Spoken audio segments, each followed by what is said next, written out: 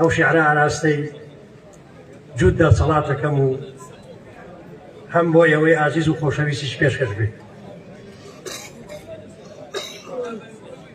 ئێوە ڕۆژگارێکتان هانی تاریکترە لە شەوە زەنگ، ئێوە مێژوویەکتان هێنا ئاودامانە بە خوێن و جەنگ،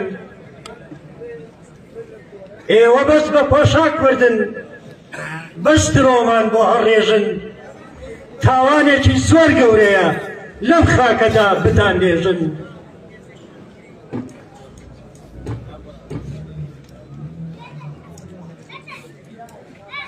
لەم وڵاتە بێبەهارە ژیان شانۆی مەرگە ساتە، لە بازاڕی پارە و گیرپان عەشق و خۆشەویستی قاتە.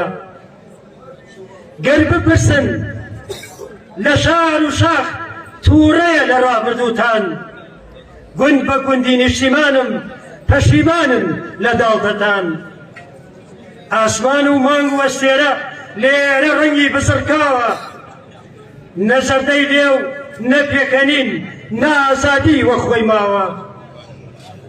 خەون و خوریای شەهیدەکان هەرگیز بەم ڕۆژگارە نەبوو، ئەو دایکانەی جەرگیان سووتە تێکۆشانیان بە پیرۆچوو.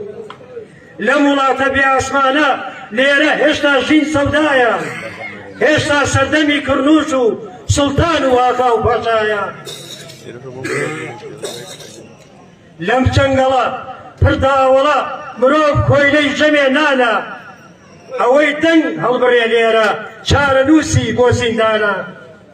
کام مۆلاکۆ کام هیتلەر کامە سەدام و مۆسۆلەنی، بەقەد ئێوە بێویژدانە لە ئاست ڕش و ڕوت و برسی.